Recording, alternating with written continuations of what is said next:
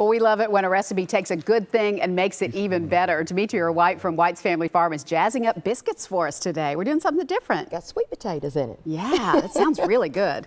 So how do we start? Well, I just start with butter, and I add bacon grease to everything. you don't have to, but anyway. That just makes it even better, huh? But I always save my bacon drippings. I just think it, especially a biscuit.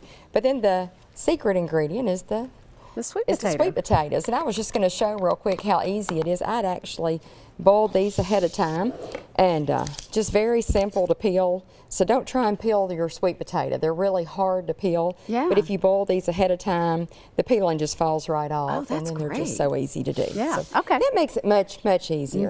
And then I'm just going to add my flour, and the flour has already been pre-sifted. Okay. And that makes a much better biscuit. So you sift it first before you measure, because I guess that adds volume to it. It does. Yeah, you want a good fluffy biscuit. Okay. And so I'm going to leave just a little bit of that there. Can I stir for you while we're going? Absolutely. Okay. And then I'm going to start, if you just kind of mash as you go, and I'm going to start adding buttermilk. And the recipe actually calls for half a cup, but it's going to take more than half a cup. Okay. It seemed like I always, then I add more, and then I need flour. Okay. So we get the idea here. All right. But just making it pliable. And then these have a neat topping that goes with them as well. And so basically you're going to roll these out. How long are we baking them? Well, I always just kind of watch them. I eyeball it. It's going to take somewhere around 10 to 12 minutes, and I do it on 400. Okay. But and when you go online to get the recipe, you'll see all the exact instructions. I'm going to start making this bourbon glaze that goes on top.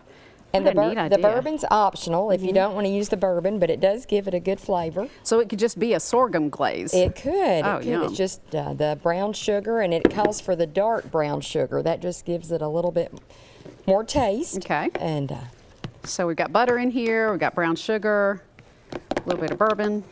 And then kind of the key to this is once you get that all mixed up, it works really well if you'll refrigerate it afterwards once it's, and just let it set for a little bit.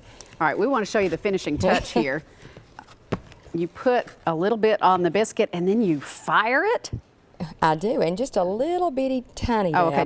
Did I do too much? Well, that's quite a bit. That would be a lot of glaze, but that's perfect. Tell you what, why don't you grab your torch there? This is the fun part. You could do this under the broiler if you wanted to. You can. Okay. You're just not going to get some of the little pretty brown in places, but you just kind of hold it over the top of it. So that just melts. And then it just melts it right down, and then you get the pretty brown. Wow, that looks amazing. And you've got a recipe for tipsy ham that you're offering us too. Yes, I do. I tell you what, we're eating good today. Thank you so much. Well, thank you. Thank you for having us. You'll be back at the farmer's market when? With strawberries in April. Okay. Probably about mid-April if all goes well. Look for White's Family Farm then. You know, the farmer's market is always a great way to celebrate Tennessee. We love it over there. You're going to find this recipe online in the Talk of Town section at newschannel5.com.